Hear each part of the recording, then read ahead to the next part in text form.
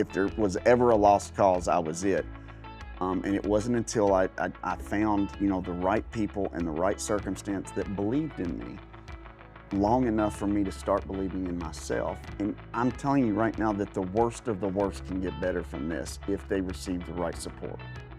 Hey guys, and welcome to Things No One Tells You. This episode is a conversation that I really wanted to share because something that has been on my mind lately, and I know this is going to sound strange, but is the disease of addiction. You're probably wondering why. Well, it's because I've been thinking a lot about my friends at Stable Recovery. And Stable Recovery is the recovery program in Lexington, Kentucky that I've spent some time around. The way it works is they use working with horses to help the men and women in their program find purpose. And their main goal is that that purpose increases their chances of not just getting clean, but really staying clean and having something to look forward to and maybe giving them a different opportunity at a future that they had never seen. Ironically, they're about to have their spring gala, which is huge. And it falls in the same week of my cousin Alex's birthday. And we lost my cousin Alex more than 2 years ago to addiction, to a drug overdose. So I took my Aunt Sandy and my Uncle Dave to Lexington, and they were willing to join me to have a conversation for this podcast down with Christian Countzler with Stable Recovery. Christian himself battled addiction, and he basically runs the program. He is a phenomenal leader who has a very special way of connecting with the men and women that come into that program, largely because he's lived it himself, but also because he just so believes in, the steps that are required to recover, but also he believes in what he learned, that there's got to be something that you're working towards to help with the longevity. So they've seen so much success already. But, as I was thinking about my cousin's birthday, and we think about him all the time, I miss his kindness, his curiosity. He just is such a special person. But I was thinking, what could I do? And I know that this time of year is really, really hard for my aunt and uncle. They always miss him. It's always hard, but it never gets easier for them when his birthday comes around. And I know that that's a really difficult time, as I would imagine if you've lost someone you can certainly relate to. So I thought maybe one thing that I could do is just re-release this conversation, because I found it so interesting, so impactful. There are stories my aunt and uncle shared about going through this journey with Alex, how they tried to save him, what people were saying to them, what they didn't know, what they wish they had done, what they wish they had known. And I thought, if anyone out there is going through this, I know that hearing this conversation will help them. So, this is one where I just hope that hearing this can help other families maybe avoid the same fate. Here we are. So the thing no one tells you about addiction is what? The amount of work that goes into trying to help someone, it's different for every single person that gets affected. And I've been working in addiction recovery for quite some time now. And what I found, especially early on, was that people who were addicted were being treated the same way. And so we were using kind of this blanket coverage to help people get better. And it would work for one or two of those people, right? But what about the other 8 that were in that group or that class or whatever that was, So I think it gets lost in translation that, addiction is a personal problem to each individual. And if you don't treat each individual differently, then we're going to be behind the 8 ball here, and we're just not doing a very good job of helping lots of people. Some people are getting better, and lots of people are working in this field and doing good work in this field, but we don't highlight the problem of addiction enough in this country. It competes with lots of other diseases and stuff. It kills people every single day. There's someone overdosing in a hospital right now in Lexington. I guarantee it, And I don't understand why we're not highlighting that problem. Sandy and Dave, what would you say? Well, I totally agree with what you're saying. From our experience, when our son needed help, it was almost like a scramble. We really had no clue what was out there, and there were no professionals, no information as to what treatments work best. Even in selecting facilities, we didn't even know what to look for. Probably, I'm thinking about coming here and about what didn't we know. But, Yeah.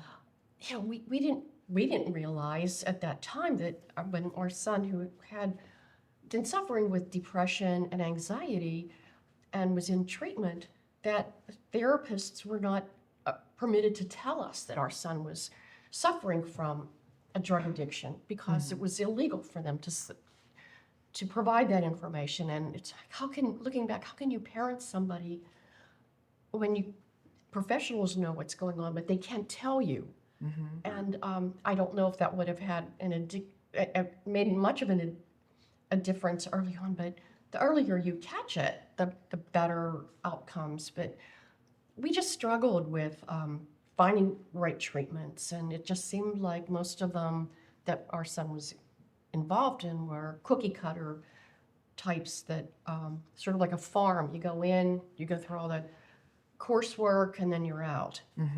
And the follow-up was always very poor as far as there were some good halfway houses, some community living, but still the end product, which hopefully would have been a decent job, a place to be, a place to feel better about yourself, never happened. Right. You know, they were pretty much told, go out, find a job, and it was usually something very low level, entry level, that really it didn't do too much for self-esteem or ambition, and that's sometimes the beginnings of relapse. Yeah. Well, not having experience with addiction growing up or any relative or friend that I had, it was just an eye-opener for me. I thought that, the old just say no thing was going to work. He just should quit. He should just quit, And without having experience in the difficulties of that, it was just a situation where we just felt helpless. Just felt helpless. I still feel helpless to this day. Very little support, right? And it's not just support for that individual. There needs to be support for the family as well, because eventually that individual is going to get out of treatment and go back to the family. And if we're not also preparing and helping the family to receive that individual, well, we just end up right back at square one. And the thing about addiction is it is a progressive disease. It continues to get worse and worse every single time. So finding a way to stop the progression is something that we should focus on, right? And I think that in hearing you guys talk, you had very little support. You didn't know what to do once it started. You didn't know what to do once he came home. And why were we not educating folks on that? I pulled out of this farm when we were here this past, I guess, the end of winter. And I remember feeling, this is a game changer. You can feel it when you're here, you hear it, you meet the men at that time that were going through it, and and the reason, in my opinion, it was a game changer was you've got the horses, which are a thing of their own, because that connection is helpful. You cannot deny that, but it also is, Christian, it's you, and it's the way that you have embraced this program and the message that you're delivering. And I remember hearing you talk about your own personal experience, and I think that it would be great to set the table with the experiences. Both Alex, I want to talk about my cousin, but I would love you to share about what you went through and how that became part of this. Sure. Well, I struggled most of my adult life. I wish I could sit here and tell everybody, well, it was this thing that happened to me at this age that was the catalyst for what turned into my full-blown addiction. I can't do that. I had kind of a troubled childhood. I had an abusive father and stuff like that. I ended up becoming a coal miner where I was introduced to opiates. And it's kind of the sad Kentucky story of a guy that was trying to support his family. I had a decent job, but I was introduced to opiates pretty quickly in that job. And where I had been able to manage alcohol and manage recreational type drug stuff, Once I started opiates, I couldn't manage that anymore. And that the progression I was just talking about, it began then. And this is back during the Oxycontin craze, and all of that it was very easy to go to a doctor and get prescribed opiates, right? And so that was how I fed my addiction for a long time, because I could literally walk into an emergency room and leave with what I needed to feel better. As that progressed, it obviously was getting worse and worse. And at age 35, I started using drugs intravenously. They had finally cracked down on the opiates and taken, the ease of being prescribed that drug away. And so I was left with a choice, and I had to get high at that point. I was so bad off that I had to get high. And so I chose to use needles. And that's when things got really, really bad for me. I lost my family. I lost my job. I lost my house. I ended up homeless for 3 years, in and out of jail, in and out of treatment. But nobody was really helping me on an individual basis, right? And I kept going to these short-term treatment centers and spending a short amount of time in jail, and then inevitably I would be kicked out right into the same environment that I came from. And without a solution to what was going on in my life, I would use again. And then this cycle would start all over, and it wasn't until I removed myself into a long-term recovery program that I was, thank God, was able to surround myself with good people that pushed me to do the right thing, not the wrong thing, which a lot of, I'm sure your son was introduced to a lot of the wrong people in a lot of the situations that he came to.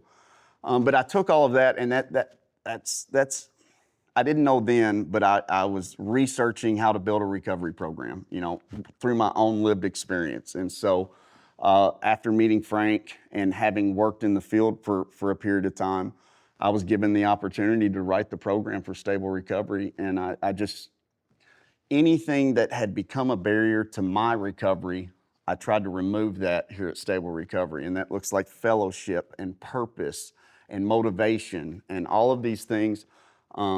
It's really hard for any human being to get up on a daily basis and grind at a job with whatever that is. Some of us need a little motivation for that. And so that's what I try to do here at Stable Recovery is to make sure that every single morning when these folks are waking up, they know they're important, they know what they're doing is working towards a better life, and then pushing them towards that for a prolonged period of time. And folks seem to be getting better because of it. And then I still can't believe that Alex is gone, if we're being honest, right? I mean, Alex is so smart. He was just such a loving person. When did you first know that there was something going on with him? Into high school, I knew that he was smoking marijuana, and I really did not know that he was using anything else until he was out of high school. And at that point, he said to me that he started to use opioids and he needed help. Wow. And so we started the cycle. Yeah. Mm-hmm. But he, as a child, he was very bright, but he did have some learning issues. I had him tested, and he was on the spectrum, and so he really had some social difficulties with other kids. And he was in a situation where he had a very, very difficult time at school one day, and he actually suffered post-traumatic stress from that.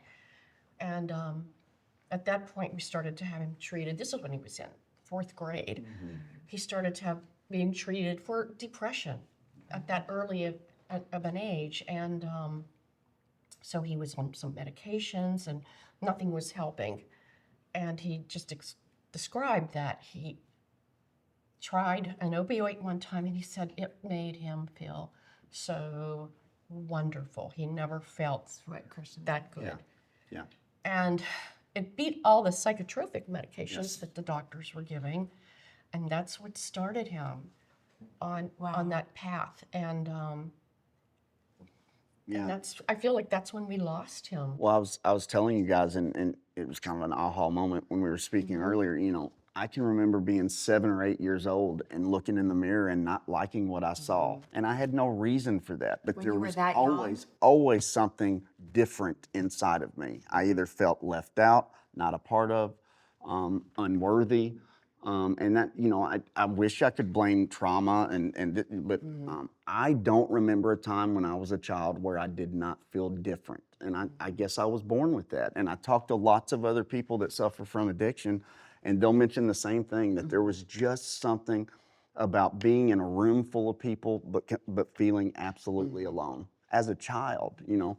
So then we start to grow up and we find these substances that remove that feeling of difference and all of that. And, you know, we obviously gravitate back to that because it's the one thing that's worked. It is the only thing that worked to remove that feeling of being different, you know. And so, I think he, remember, he wanted to, when he wasn't fitting in, he wanted to dress differently. Yeah. He wanted to become Gothic.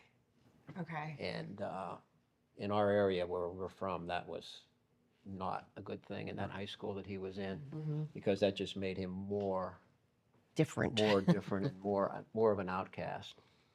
And so therefore it just, you know, it just starts with something like that, and it just proceeds to, you know, more depression and then yeah. reaching out for anything in his case. It's striking that you would say that because my entire childhood, teenage years stuff, I looked for outside solutions to make the inside of me better, whether it was that pair of shoes or if I could make that sports team or if I could get that girlfriend. I was constantly seeking different ways to make me feel better inside. He's reaching out to anyone Exactly. Because who will accept him. he had that feeling He was inside not that, athletic, and that, you know, in the high school that he attended, yeah, that just put him way down on the pecking order to begin with. yeah.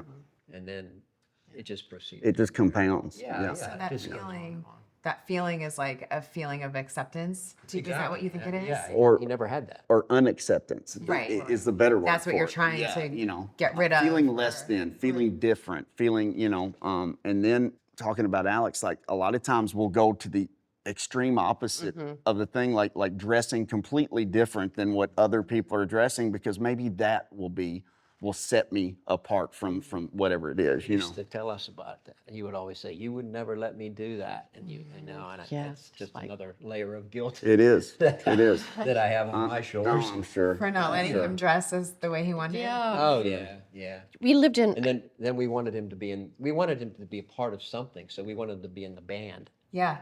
Which he was. because right? he was a good musician. He was a good musician, he but loved he music. felt that being in the band was nerdy. And, Yeah. and then that was just another thing that knocked him down on Sure. the social pecking order. Sure. Yeah, so that becomes the why, right? Or some of the background story. And then so once you're in it and once you've experimented with the thing that feels really good and you're there, what was that journey or struggle like for you? Like Dave, what are your thoughts on that part of it? The struggle that he went through? Yeah. And how that played out for you guys. Well, as we a tried family. everything, Lindsay. We tried everything. You know, starting with sports, which that didn't go well. Then we started with karate. We put him in a karate school. What else? And then we had him in Boy Scouts, Cub Scouts. That didn't go well. It just one thing after another. We tried everything that we possibly could think of to do. He perpetually had a feeling of, I just feel so lonely. I don't have everything we did. a friend. He just never felt like he connected with anyone. Yeah. And, Yeah. but I've read, just like you were saying, people don't decide, I'm going to try opiates today. You know, every person I've ever spoken to and counselors that we've been in touch with Alex's journey all say if it's either physical or psychological, social, emotional, something triggers a need to make me feel better. Right. I need to feel better. I just feel so bad about myself. If you already feel like an outcast, you're going to gravitate towards the outcast, and that's where Yes. peer pressure can come in, you know, and where I never ever thought I would do this, Well, all of a sudden, my only group of friends, that's what they're doing. people in the So I'm fringe, going to do yeah. that, you know? So That's what kind of we were afraid of, and that's exactly what happened. exactly, you know, but the circumstances are, it can be so different. It can be an ACL tear in a high school football game. It Yeah. can be peer pressure from a group of friends. It can be mom and dad's medicine cabinet. And for some reason, you know, Yeah. there's so many, but once you've crossed over and began using that substance, then the physical addiction takes over, and that's when things start to get really, really bad. That's where we hurt mom and dad, and we commit crimes, and we do these things that we never, ever thought we would do. I was a good kid. I was. I did not want to ever, I never thought I would be standing in front of a judge dressed in orange, ever. And then after you have broached that, and you're in a jail cell thinking, how in the world did I ever end up here? Feelings of guilt, shame, and remorse, I've got to make those go away. So the second I get out of jail, I'm going right back to that thing that does take it away. What is it like being the family of someone going through that? That's in that state of it. What is it like as What a is it family? like being? Oh, I think we were in a constant state of being distraught. Again, you know, I kept my cell phone with me continuously 24/7 because I was always waiting for the call. Yeah. I Well, when he lived with us, remember when he lived, we had a 2-story home, so his bedroom was upstairs. So every day I would get up, the first thing I would do is go to the stairway and say, Alex, yeah. just to see if it would answer, Yeah. just to see if it would answer. That's the way it was. And then after a couple of times where we had to resuscitate him, I said, we just can't do this anymore. We have to get him his own place. We just have to. I can't go through this anymore. Yeah. It was, and we did. I mean, we paid for a place for him. I mean, we didn't cut him off. That's one thing we could not do. But it was too much trauma for us on a daily basis. At that point, what did you know that he was using? Well, we knew he was using heroin at that point. Okay. We couldn't stop him. But in his good moments, was it just when he was, Alex? When he was like- clean, he was the nicest kid you could ever find. Yeah. I mean, he and I could sit down and have a conversation about music. He loved music so much. I mean, and I did too. I did too. So we could talk for hours about You were different- talking about Trivial Pursuit and, that you know, too, yeah. that stuff, I mean, you know. anything. I mean, he was very knowledgeable Yeah. about things. He was well read. That's what he did all day. He would read books. Wow. Yeah. Anything. Dave said then that when he he would was- always make Alex his partner on Trivial Pursuit because that's how you could Absolutely. always We win. always won. We always won. No You know, question. and I guess what we found was, and what happens was, so the opioids were so readily available, but then came heroin because it was cheaper Yeah. and shocking. Yeah. We'd never thought our son would do that.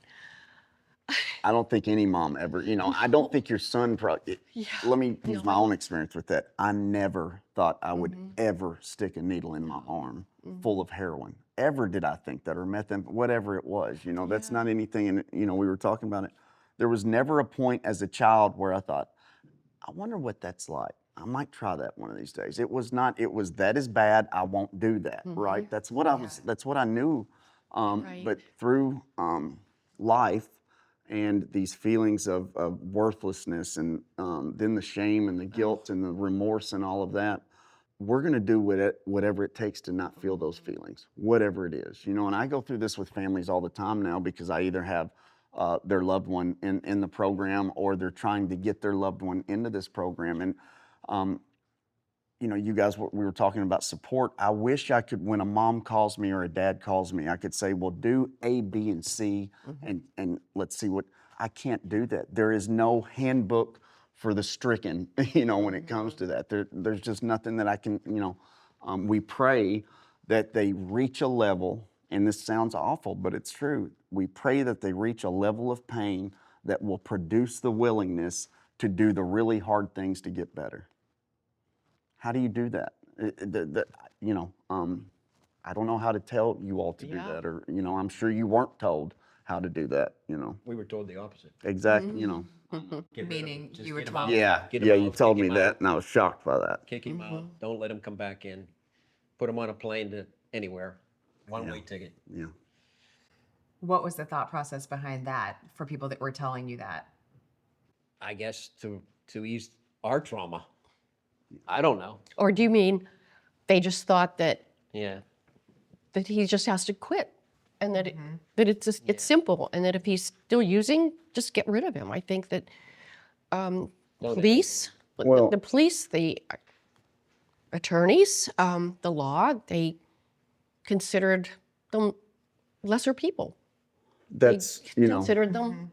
you get written off at a certain point when you've whatever circumstances you get written off in society is basically once you're written off, well, they're a lost cause, just give up on that, right? Basically is what I'm hearing That from is you all. what we felt. And I'm here to tell you right now, and Lindsay, you met some of them when you were here the last time, and I was as bad as you could possibly get. You know, I'm living in an abandoned house. I'm not showering for weeks.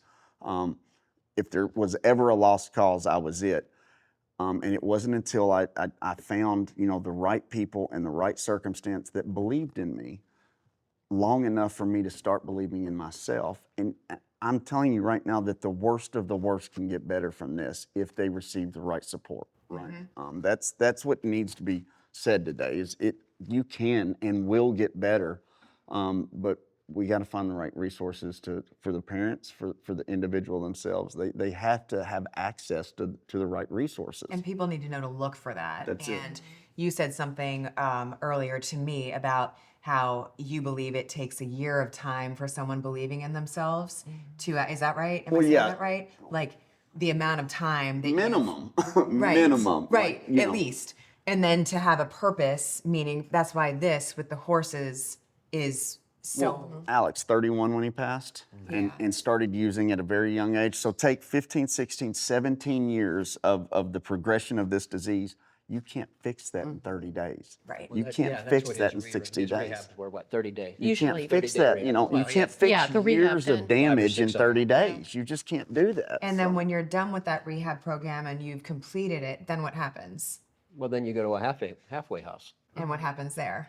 You meet a lot of people who are Yeah. doing the same thing as you're doing. And that's And the you have really it, important right. thing to be said here is these, with the rehab centers and stuff like that, again, a lot of them do a lot of really good work. But if you don't support that individual post-treatment with, you know, wraparound services like continued therapy and a purposeful job and this, that, and the other, if you don't provide that for that individual, they're going back around the same people, places, and things, same environment. They may hold on for dear life for a period of time, for dear life, but eventually they succumb to those feelings again because they're not being supported. And for us, you know, as addicts, when we make a bad choice, some really bad stuff's going to happen. And then it's just that downward spiral all over again. We talk about, you know. And you're right about the lack of support once you get out. Alex always seemed to be under so much stress after he would get out of treatment, the halfway house. He'd be on his own. Yeah. And yeah, there's some meetings you can go to, but there's not a big support system. And he was the one who had to find jobs for himself, and usually they were very low level, a lot of jobs where nobody else wanted to work. So employers would be open to hiring people who just came out of rehab, and sort of it was hard to survive in that kind of situation. And it was the unfortunate thing was the last time he was in a treatment program, he was sober for at least 6 months. Wow. He really was trying. And then I noticed he started to get really frustrated, and life is hard. He was feeling, it was so hard to pay the rent. Yeah. You couldn't get ahead. You can't pay the rent. Felt hopeless. Yeah. And Feeling hopeless. And he had said to me, you know, Mom, I can't do this again. yeah. I can't keep going through this cycle. Yeah. Cycle. And that's another. I can't. do it. Very important aspect of the year, because Yes. 6 months, it's hard enough to get to 6 months, but that's when things get really tough. Yes. Because now you've got bills. Now you have Yes. responsibility that you obviously couldn't handle beforehand, and no Right. one's helping you learn how to, complete these responsibilities and stuff like that. The loss of your license. Do you know how difficult it is to get a job? Well, you can't get a job without a license, but do you know how hard it is for someone that's starting at square zero? Well, you need to get down to the DMV and get your ID, and then you got to take your ID to get your social security card. And then that can be overwhelming for somebody, absolutely overwhelming. And so if they don't receive support in these very basic things, it's much easier just to make a bad choice and go back to where you are. If you don't have a car, Exactly. how do you get to work? Yeah. You know, when I worked as a rehabilitation counselor, it just amazed me how many men and women were kept out of work because they didn't have their driver's license. Yeah. And they could not afford to have a car. Yeah. And it's like the punishment was so, I thought, much stronger than it needed to be. If you can't get to work, how can you get your self-esteem back? How can you That's it. support your family? These people end up divorcing if they're not divorced before. They can't support their kids. They don't even see their kids. Yeah. But yeah, it's a horrible cycle. Yeah. And the lack of support on every level is, I think, contributes to continuance, to relapses. Yeah. Well, it's a disease, It is. It is a disease. right? And It so, in terms of progress that's been made, what do you guys think, or what do you think is the most important thing for people to take away in terms of the stigma? Well, I just think that everybody has to realize that it is a disease. It's not a choice. It is a disease, and there has to be some sort of treatment. There has to be research into the treatment, and to just write these people off we're losing 100,000 people a year, and that's a huge number. I don't think people understand how large a number that is. And where we live in Western Pennsylvania, it's a weekly thing, or it was a daily thing for a while. Yeah. Now it's cut back a little bit, but it's still a weekly thing. People in their 20s and 30s are dying. Yeah. And then people are like, well, okay, they chose to die, so there it is. I mean, you've got to change the way people view this situation. It has to be given a name, it has to be given a reason, and research has to go into development of some kind of cure, treatment cure. Yeah. Not just sitting down and talking to someone. Right. There has to be something physical that can be done. Right. One of the really important things we do here at Stable Recovery is ensuring that everybody here is motivated towards doing what they need to do to not only get out of the hole that they dug for themselves. Okay, they've dug themselves into a hole. It's not about just getting out of the hole, because then you're out of the hole, but you have no car, you don't have a job, you don't have any of that. You've got to overcome that, and so the way I think it should be done is you find something that you want to be successful at, right? Whether it's family, a job, whatever it is, but you have to build a life that's not worth losing over a drink or a drug, and so that's going to take a lot of work. You're going to need a lot of help with that. So surrounding yourself with like-minded individuals that are pushing you on a daily basis to keep up the fight, keep doing what you need to do, keep pushing forward. That's, it's an altruistic thing, and it's absolutely necessary. This is a community problem that needs to be solved by the community, not just individual treatment centers and a few, this needs to be, we need state and federal level help. This crisis, this 100,000 people a year, you heard about it. It was headline news a few years ago. Well, guess what? Better headlines have come along, and the problem never went away, but you don't hear about it as much anymore, but people are still dying every single day. Uncle Dave, and I just want to ask you this, and I understand if it's too personal, but you're a dentist by trade, and I just mentioned that for context, but you said you resuscitated Alex 3 times? Well, the first time, we did not have Narcan, so I had to do CPR and keep him alive. And you could do that because you knew how to do it through your Until the EMTs arrived, yeah. But they had Narcan. We did not have it. But after that first thing, that first occurrence, we had Narcan in the house. And we had to do it at least, I don't know, at least twice more. At least twice more. What With Narcan. What happened next for you after that first time of bringing him back? And what was that Well, like? that was a shock to me because I really didn't know that he was a teenager then. He was a teenager. I didn't really know what he was using. I mean, like I said, we were very naive and inexperienced with this situation. But again, there's no education. Yeah. No. how And would there you are know? men that I watched in this program share their stories that were the same exact situation. Exactly. He was able to cover it up very well. Oh yeah, yeah. You know, yeah. which is what they do. Well, he would have died that night. Oh, yeah. But Dave kept him fell- alive. He fell in his bedroom, and he was against the door of the Wow. bedroom. And You I had to guess push it open. he was like, when he was going through what he Yeah. was going through, he was actually touching the door with his foot and causing. I'm a very light sleeper. Yeah. If I was not a light sleeper, he would have died that night. Wow. So I heard this, and I go in, and I couldn't open the door because he was down. He was down right on the floor, right behind the door. So I had to push the door open, and right away, I knew he was in really bad shape, because the breathing is halting. It's a halting breathing.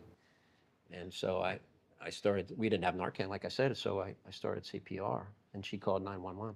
Yeah. Fortunately, they got there within like 15 minutes. It was about 15 minutes they got there, and they had Narcan, so they brought him. I mean, it's amazing. You hit a person like that with Narcan, they're sitting up and talking to you in 10 They seconds. are. In 10 They seconds. are. 10 seconds. And Narcan is wonderful. He can be on the floor like you were thinking he's dead. You hit him with Narcan, and in 10 seconds he's talking to you. Yeah, Narcan's a miracle drug, and without it, many, many more thousands would die. But here's the problem. Just bringing someone back to life is not enough. No, We've no, got, no, that's the absolutely. thing. Is I think the numbers are starting to skew nationwide. Is yes, overdose rate, death, fatalities are going down because of Narcan, but nobody's getting any better. Right. Because these folks aren't receiving the treatment that they need. So all of these politicians are quick to say, we brought the overdose fatality rate down. We're doing such a good job. Narcan has done that, and it has saved lives. It is wonderful. But if you don't get that individual the help they need after they've been brought back to life, guess what? You're just going to end up having to Narcan them again. That's not a solution to this problem. Every time we had to do that, he went to rehab. Yeah. Right after that. Yeah. I mean, it's not like Good. we just said, okay, we got No, him back. sure. We got him back. Now, he can do whatever he wants. Yeah. I mean, we put him in rehab every time. But did he receive the care he needed in rehab? Apparently not. Yeah. Apparently not. Yeah. And we were talking about hitting rock bottom. And Christian, when you talk to the men, I've seen you give your talk and you asked them in this room, it was like 70 in this room, and you said, raise your hand if you want to share what your rock bottom is. And that was a moment that was just so eye-opening to me, hearing each of their personal accounts. The rock bottom, what is the answer there? Because you guys brought up a good point. You weren't ready to let Alex hit rock bottom. And I don't know as a parent how you make the decision that you're going to do that, but nor do I think that that's what should happen. What is the solution? Well, I don't want to say that we didn't want him to hit rock bottom. We didn't want to keep him out of our lives. Okay. So It's a big difference. we decided that we would stay close, our relationship. Yeah. We wanted to keep a relationship. And I was telling you in our local newspaper some years back, there was an article of a woman said that the counselor said, no matter what, if he tries to get back in your house, don't let him in. Don't let him in. But he was an addict, and they told her that she was they had a codependent relationship, and that she was not helping him. So she said the last thing she remembered and remembers of her son is her son banging on her door, "Mom, please let me in," just screaming, "Let me in." And that was the last time they heard of him. He died of an overdose that evening. And we decided that Well, we don't want to do that. We didn't want him homeless. We didn't want him sleeping on the streets, under a bridge somewhere. I don't know. We didn't We just feel decided that that's not what we wanted to do with our only child. Yeah. that was right. He's our only child, and we just kept thinking. Even if he's rehab's not, gonna- though, to be honest, even if he's not, Yeah. Well, your feelings yeah, might have been even if he's exactly not, the well. same, Yeah, right? I don't think either of us would ever turn anybody away. Right. And in our heart, we want to help. Of course, when he was in the States like that, we always made sure we say, you're going to rehab, which he Well, did. No, we had other people say to us, though, you're Oh, lucky. yeah. You're lucky he doesn't have brothers and sisters because he would poison them.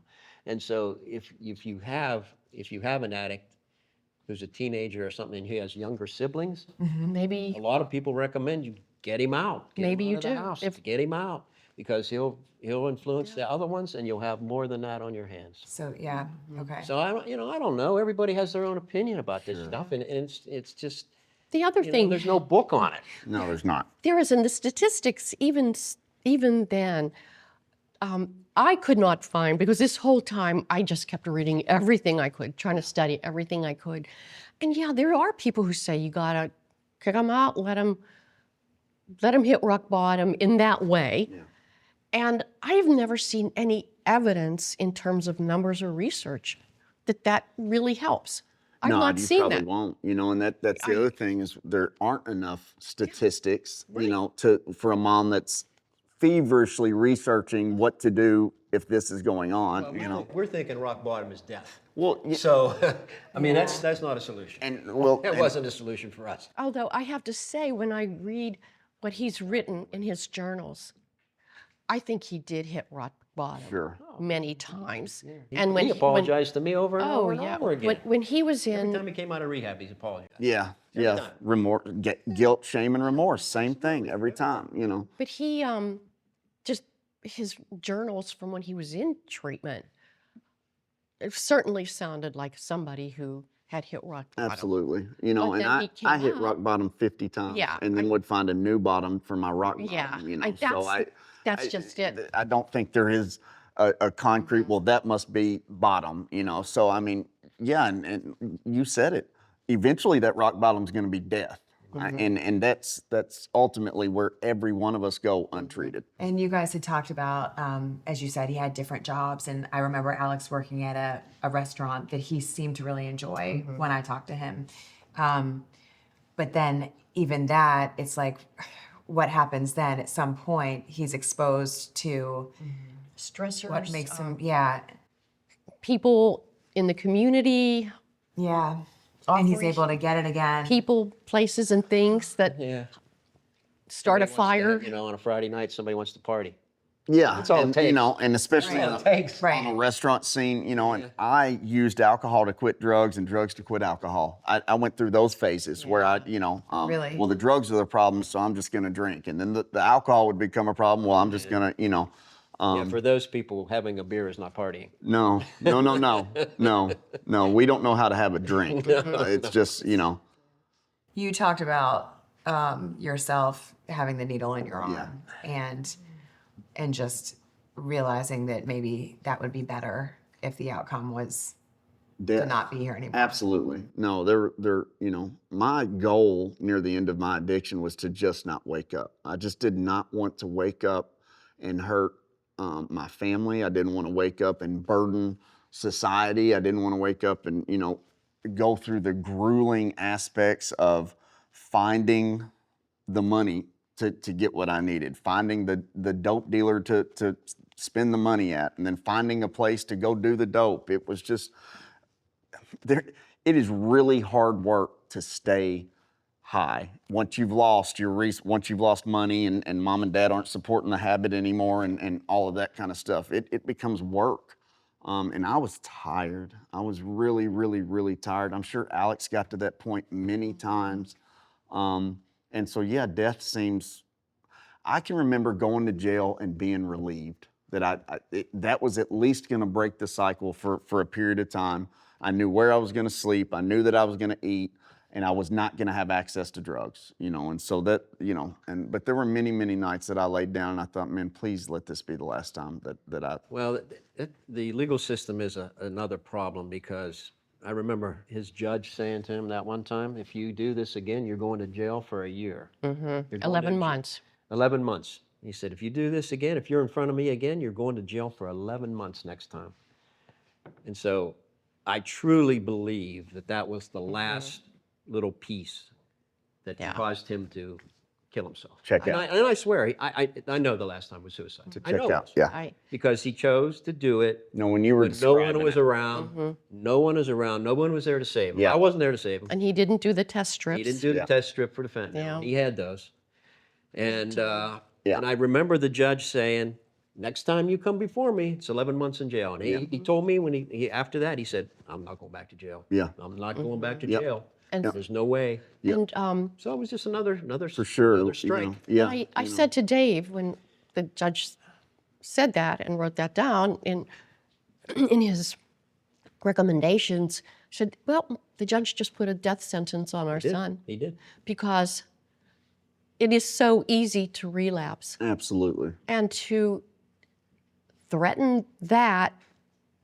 Which serves no purpose. For a mental illness. Serves no Right, purpose. for a Going mental to jail illness. serves no None. purpose at all. And None. No. granted, I mean, it is a medical problem. It's a severe medical There you go. problem. And I don't want to take this lightly, but you're not going to put a diabetic in the hospital because they decided to eat, or jail, or because they ate candy, or they're not That's a following their great- diet. That's a great way to put it. You're not going to put somebody who's morbidly obese because they're not following their diet and they have a really bad heart problem. Right. You know, there are so many. It is a really blind system. No. For all the advancements in medicine, Yeah. why can't there be an advancement that is something that can be helpful for? I think it was interesting, Christian, when you were talking about even the way you felt like a need for acceptance. It seems that the trigger for some of this stuff is similar, right? So just there's so much, I think, to explore. Well, while Alex was going through this, and even now, I try to keep up on the research that's being done because there is research being done by the NIH. And I was feeling really optimistic. There are some good programs, good research. There's one where they were testing it all on rats and ready to start on humans. A vaccine that would help. Just recently with alcoholism, and I know I'm going to say the wrong word, but they have identified the synapse where the brain wants to seek the pleasure of alcohol. And once you are able to identify the parts of the brain where addiction is centered and where the synapses happen, then you can maybe come up with some really good ideas. I did put Alex on a list. WVU had advertised they were starting to do inserting electrodes into the part of the brain that governs addiction. And they were looking for human beings to be part of it. And I put him on the list. And I used my email address, and he still hasn't been called, which means to me that there's other people out there that I'm sure are on that list that are hoping. They are to making get- progress with that. There's actually, and I don't know it well, but it's something that they can place, Yes. and it helps with the withdrawal symptoms of it, and then hopefully it will help sustain curb the cravings that go along with that kind of stuff, So I think they're making some progress with But that. I would like to see the NIH really talk about these to the public, to take away the stigma that it's not a just say no decision, Right. that it is a medical issue and that there are vaccines that are hopefully will be available in the near future, and that there are treatments, medical treatments, to treat this medical problem. Well, they always went with the methadone. Yeah. They're thinking, well, methadone is going to do this. Instead of using heroin, Yeah. you can just give them a little bit of methadone every day and that'll be fine. Yeah. Well, maybe you could attest to that. I don't know if you ever I've went through the seen- methadone clinic. No, well, I didn't go to the methadone clinic, but I've got guys that are literally in the program because of the methadone. Yeah. Like it. They get you know, addicted to the methadone. It doesn't. That doesn't fix We the drove- problem. That we is a drove- crutch. We drove him 20 miles every day. Yeah, to get his dose. to the methadone yeah, clinic. yeah. Yeah. No, it takes more than that. And that's where, we've got the horses out here that we're utilizing to help support our program. And there's something in talking about the brain and how the disease centers there and stuff like that, but something about being around these horses, it's some sort of reaction in the brain or something like dopamine that. is- But exactly, it's helping. It's helping human beings release the right chemicals or whatever that is, which gives us time to work on the other things so that these folks have a chance to get better, right? That is so. And so I hope, stable recovery's only been around 3 years, but I'm hoping that through some research, you're going to find that, I don't know if it's the prefrontal cortex, but something about maybe it's not just horses, maybe it's animals, maybe, something, maybe it's the purpose of a decent job, but something that helps rebuild these synapses or whatever it is. I'm not educated in that area, but there are signs, especially in our program right now, that there are ways to fix this, and help someone receive the care and support that they need so that they can sustain that. I tell my guys and girls this all the time. The very thing that tells your heart to beat and your lungs to breathe is also telling you that it's okay to stick a needle in your arm. It's your brain, the very same thing. Like the disease of addiction will literally whisper to you late at night when you're feeling real lonely and nobody's, that type of stuff. That's when these thoughts will occur that, man, I should probably just give up and go do this or go do that. And that's the super scary part of it. So again, the altruism of being surrounded by other folks that are motivated towards doing the right thing. Yeah. When that thought occurs, you can wake somebody up and say, hey, dude, I just thought about using again. Help me through this or whatever that is, But a lot of these places where you end up, these halfway houses and sober livings and stuff like that, one bad egg, one individual coming into that environment that is not motivated towards change, that is not really there to get better, be around that individual for any amount of time at all, and all the progress that you've made through treatment and therapy and whatever that is, sitting on the couch with a guy talking about, hey, I'm going to go get high tonight, you'll lose every bit of that, And so the responsibility for me, for all the men and women in stable recovery, is to make sure that they have a safe, healthy environment to do the really hard work that they need to do so that they have a chance at sustaining recovery.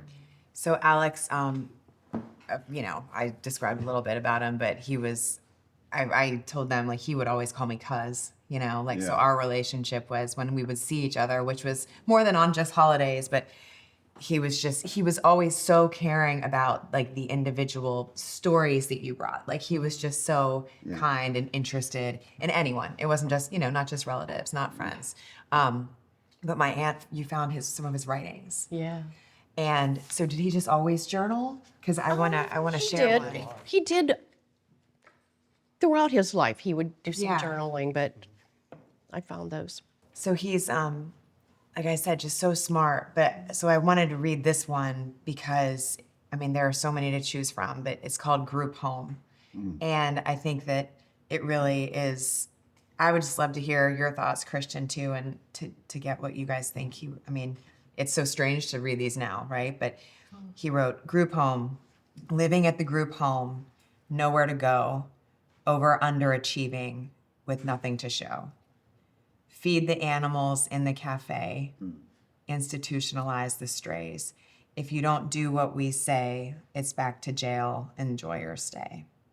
Condescension at its finest, we are human beings. Dignity in short supply, lack of human kindness. Most of us will die like dogs laying in the streets. Statistically, we're human walking corpses. Redemption out of reach. What did you just find these? Did you know that he wrote this before? I had just read that one. I knew that he had a number of things, but it took a while for me to be able to to read his face. Right. I know. I mean, and I've never done this for, to go out publicly either, but I just, based on what we're talking about the homes, this is his account of what he was feeling being in a home, being in rehab, being in a halfway house, wherever he wrote this. And it's exactly the opposite of what this program is preaching and is doing. This is the scenario that so many people fall into. And I just think for one person to hear this who is a family member of someone who has someone going through this, Right. Shame on us for ever allowing a human being that is supposed to be in a positive environment getting help, for allowing a human being to feel that way, to feel that.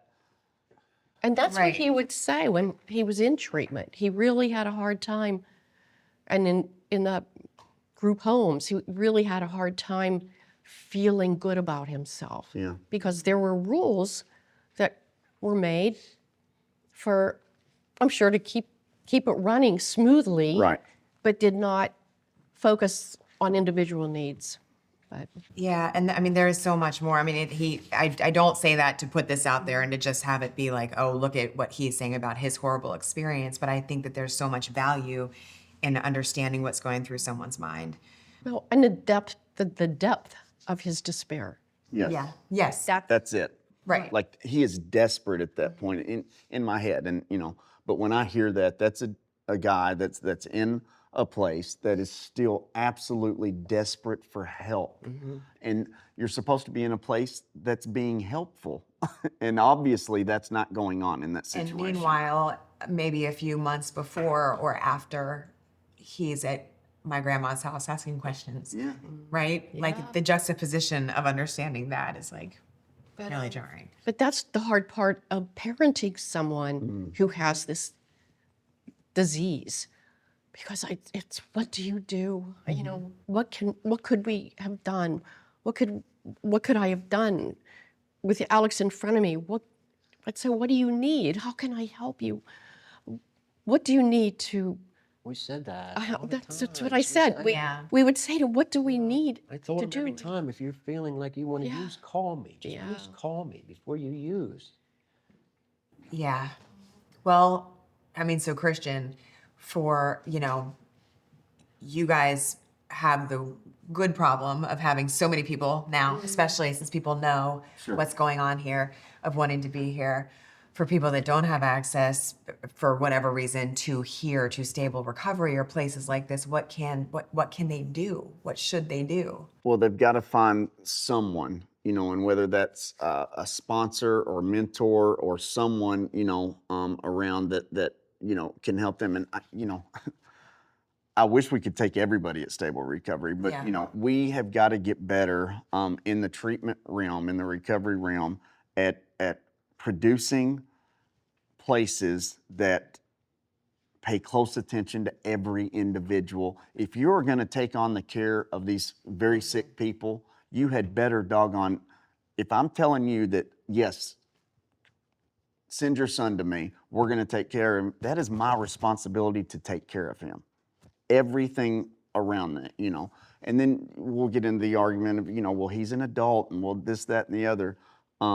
Studies have shown that we stop maturing at the age that we start using. So he's really not an adult maturity-wise, right? And you'll see that in just about every recovery home around.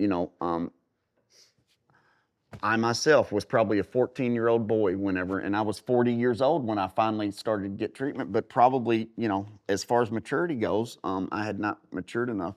But it's attention to the individual, right? Every single human being deserves the attention they need to get better, right? And you can't just throw this blanket coverage out there and hope that it works for a few, because that's what's going on. And it will work for a few. But what about those Alexes that it doesn't? And here we are sitting with two very distraught parents that did everything in their power to save their son, but had nobody help them save their son. That's wrong on every level, right? It takes So seriously, if someone's in that position right now, is it a phone call somewhere? Is it where do you even? Yeah, and the unfortunate fact of the matter right now, the current state of treatment in our country is it has been recognized that you can make money off of these individuals. And so I wish I could give you a long list of numbers of good places that want to support individuals and help get them better. But the unfortunate fact of the matter is there are some, but there's not a lot, and so I don't have a good answer for that, Lindsay. I wish I could. That's the sad fact. That's why we're sitting here right now, is there aren't enough good options for a mom, a dad, an individual, male, female, it doesn't matter, to say, hey, do this, and this is what's going to happen with that, so. I don't think there's been anything proven out there that actually works for everybody. That's the For thing. everybody, Yeah. no, Right. you're exactly right about that. And so therefore, you can send somebody to a place where you're paying $15,000 a month That's right. for them to be in a rehab. That's right. And they'll come out and they'll use again. Yeah, I get a mean, lot of those guys here, and that's where There's some very expensive places out there. very expensive places. That's the Hollywood actors. Yeah. Who have No, children. for sure. Who have children that have gone through this. Right. Yeah. No, we've got to do better as a nation. We were talking about prevention and education. And we were talking a little bit about the DARE program and Just Say No. And that's the best that we have as far as education and prevention right now. That's not good enough. It's not. Like, we've got to come up with better ways to help support the family first, because that's where this starts. Mom, dad, they need the knowledge. You guys have said it several times. You didn't know what to do. Well, we got to do better about letting them know what to do, right? So we're way behind the 8 ball when it comes to addiction in this country. It's why it's one of our biggest problems. We're not doing enough about it.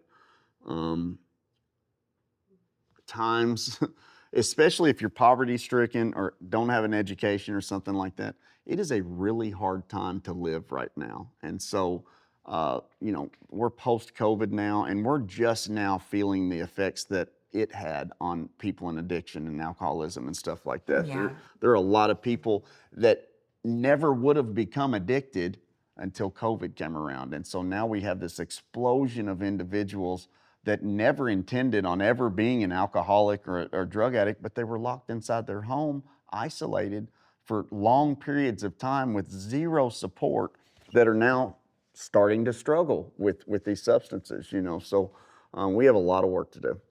My mom, Alex's aunt, shared that she had sent them a letter, or Alex had sent my parents a letter, and he referenced that the things that he was working on, and that he was, trying both physically trying to get more fit, but then other things that he was doing to just try to heal. And it felt like he was, he didn't lose the sense of wanting people to be proud of him, Yeah. And I know you guys are so proud of him.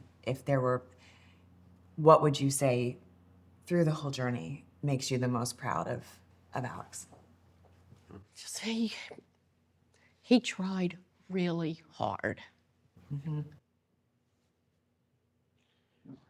Yeah, I don't know what else to say except that it was a struggle. Mm-hmm. And he admitted such, and he apologized profusely many times, but couldn't overcome. Mm-hmm. Yeah. And But that's a sad thing. he fought, and he lost. And that's Which is the where, sadness. no amount of willpower, and we discuss that a lot. No amount of willpower can pull you out of this. Like, it takes more. It takes the support that we've talked about. It takes the education that we've talked about. It takes society removing the stigma and being willing to give these folks a chance, right? Like, they don't need to go work at a fast food restaurant or at a car wash or something like that and be asked to feel better about yourself. Mm-hmm. Well, now you're 35 years old making minimum wage. that's not going to help anybody, right? We've got to find ways to help support these folks. And again, it's a community problem, and unless the community is willing to help, it's not going to get any better. You know, Yeah. we're always going to have these barriers. Yeah, it takes people coming together That's and, it. and continuing to talk about it. That's it, And removing talk the about it stigma. like, like you guys have talked about it. Yeah. Uncle Dave, you talk about and I know I keep saying Uncle Dave, sorry, I just call you Dave, I feel like I'm 10. Dave, you mentioned just feeling hopeless and that you feel such a level of guilt. And I assume that this is something that just goes along with it, but I hope that you find peace in just knowing how much you did. Yeah, I try to hold on to that. But, it's hard to think that I wasn't able to save him. No matter what I did, I wasn't able.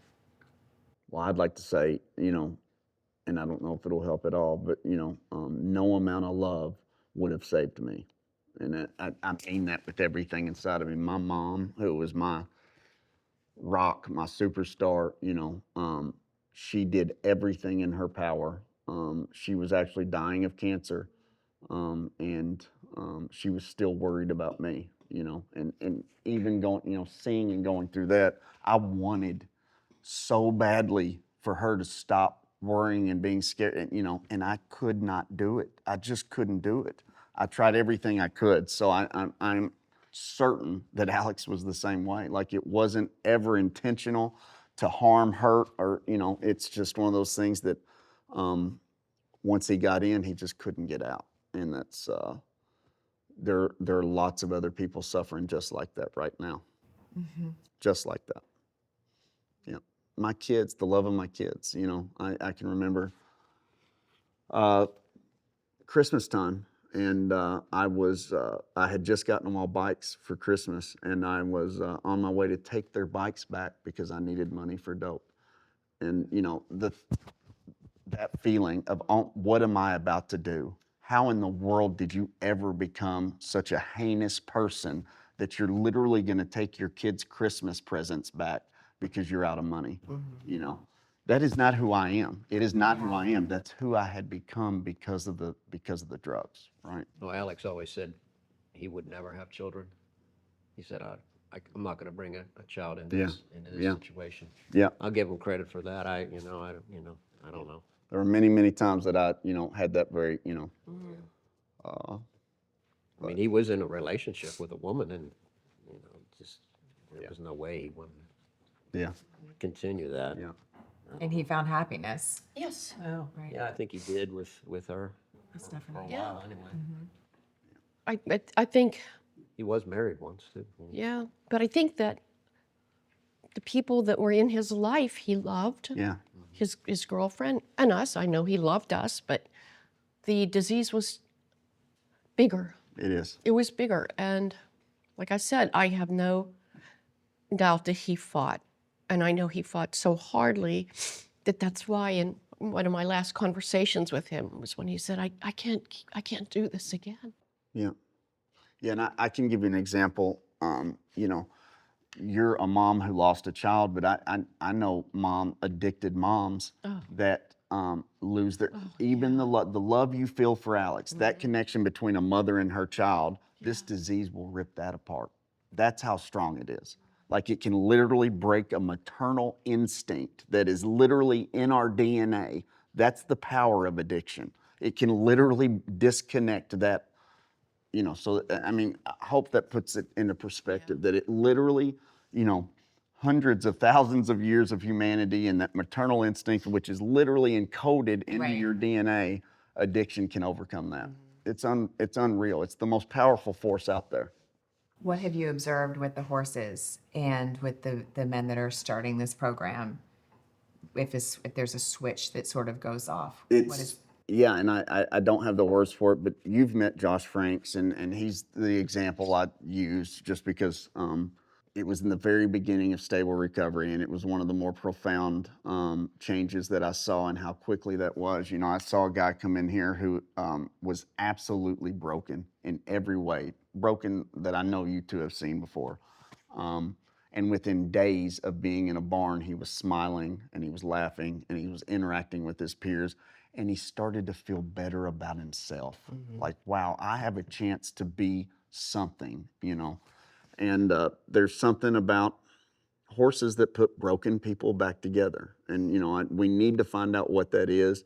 We need to replicate it, and we need to get it out there to the people that need it so that, you know, we can help more people. Sandy, is there anything you would say to people that might be in a similar situation? That's a really good question because we went through many, many years of frustration. I guess I still believe in the stay close. And I still believe that, well, somebody is struggling as hard as they are with their self-esteem and guilt and all those other things, that they need to know that there are people who still love them. I just feel very strongly that they know that that someone does care about you. And I never wanted that to leave Alex. And I think that, as Dave and I were saying, I really think that at the end, when he did relapse, and as he said, he can't do this again, and he knew that there was this sentence of 11 months ahead of him, I think he quit. I don't think he felt like he could go on. Yeah, and he I was think tired. that he was tired. He gave up. And look, I can completely relate to that. Yeah, and I think a lot of people do that. Death, the thought of death was the only thing that brought me peace. And that's a staggering statement. But It the is. thought of not having to wake up was the only thing that would bring me any peace. Yeah. You know? I sort of wonder what makes a judge, what makes the not the district attorney, but the attorneys that represent not my son, but on the other side, you know, what makes them come up with these punishments? Ignorance. That's the only word you can put on Not something taking like the that. time to There's just, understand. there you go, you know, just not putting in the time, and you know, we're guilty of that. How many hundreds of thousands of people died before we realized OxyContin was killing them? Yeah. You know, I mean, it's just like people were literally dying every single day, and it took years after that before we ever did anything about it. And now we're still suffering, you know, the repercussions of what that did. Heroin had almost gone away in America. It was almost gone. Like, we had done a really good job of moving away from heroin until OxyContin came on the scene, and then heroin came back, and overdose, and now fentanyl. You know, and it's just like, how are we letting this get worse and not making it any better? Like, that's insane to me. My husband had a really good point whenever they settled the opioid case. So the money goes to the police and the judicial system, to that part of it. And it's like, well, what about these people who are suffering that cannot afford to get a car to go to work? I mean, maybe some money should be trickling in to help the addicts live in a place other than on the street. I don't think we have a halfway house in our entire county. I think we do Wow. now. We do now? We do now. We didn't for a long Yeah, time. not for a long time. Nobody Because, wanted you know, them. nobody wants it in Kentucky their has neighborhood. actually done a good job with the opioid money. They set up Kentucky has done a good job with the opioid. They gave that to facilities like Stable Recovery, and the treatment places actually got the money. Not all of it, a lot of, you know, so. So they did that also, but I'm talking about the people who are suffering. Yeah, Like when, no. like to help them after they're done with There you go, treatment. yeah. You go. I remember the last time. Well, not the last. The last time he was in treatment, and he wanted to come back to Greensburg, and he didn't have an apartment. And Mom, would you help me? Yeah. They told me I could at the halfway house, that I can use their phone like for an hour every day and try to call apartments, but that doesn't give you much time. Well, think about what you just said. So we're asking somebody to completely rebuild their life, to completely, and you get to use a phone an hour a day. Yeah. That's the resource he was given. Here's a phone for an hour a day. Yeah. Rebuild your life with that. Call the right people. Yeah. Call the call. Right. And to insane. find one is To hard. even limit the amount of time that somebody can try to rebuild their He's life. not even in the county where we live. Wow. He's in a different county. Wow. Are there small, like possibly meaningful things that you think could be done for families that suspect someone is using, or that think that they could have something like this happening?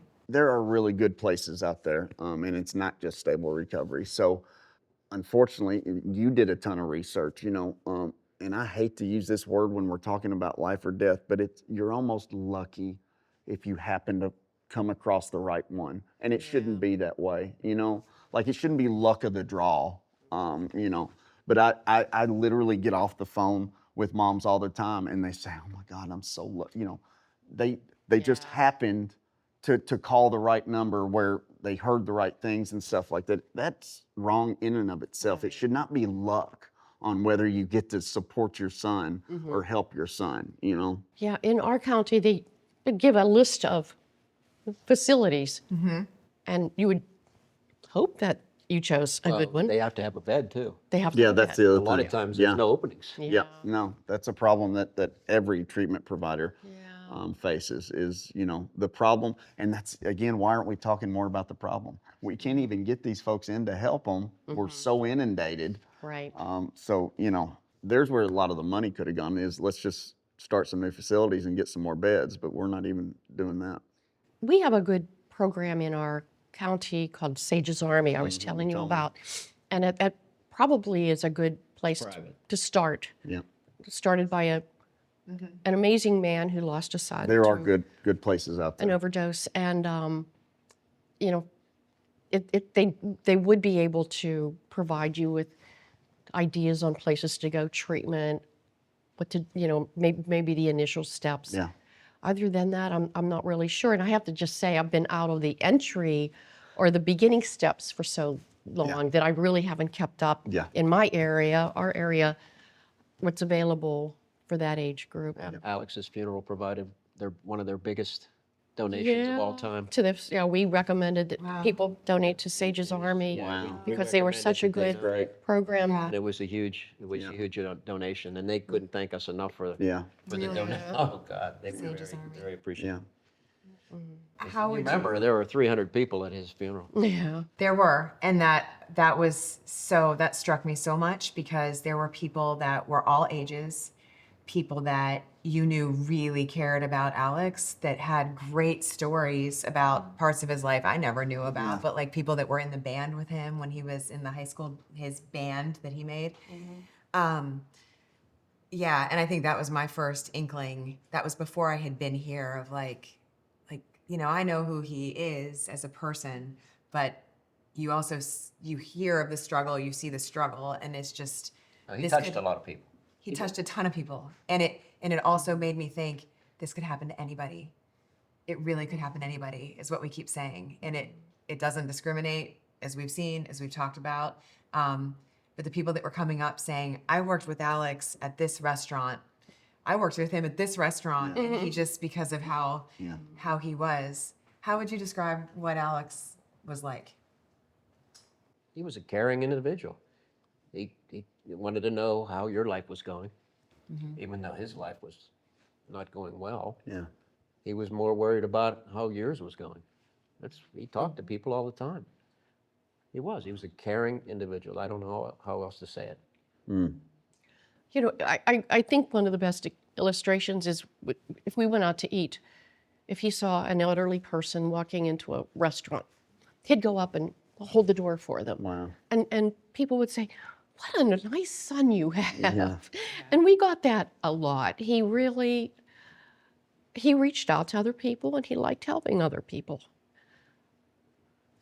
I think those are his best qualities. Wow. You guys are doing a lot of good sharing your story. That's a fact. Yep. Thank you. Yep. It will help. Thank you. I hope that, Hope somebody, yes, it. hope that hopefully. It will. It will. Yeah. It It's will. not easy sitting here. No. I'll tell you that. No, I know it's not.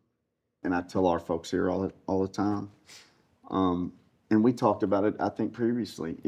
One bad day and everything that everyone has worked so hard for, And that's the most, for me, being on this side of things, when we lose a guy, maybe not the debt, but the amount of work and to see how good they were doing, feeling about themselves and their family and all of that, and then all of a sudden the wrong set of circumstances causes them to make one bad choice, and here we are right back at square one. And now we've got to go back and redo every bit of the work that we just went through. It's you talk about disheartening. You guys have been through it. It's a tough deal. It's a tough deal. Super tough. Thank you, guys. Yeah. Anything else you want to say? You? I'm not shaking your hand. I thought you No, thank you. No, Closing. no, you good? Is there anything else that you? I don't think so. Great. Except I do want to say, and I hope I can say this without really crying, but for the 31 years that we had him, he was a wonderful person. And I would go through the same thing again. Wow.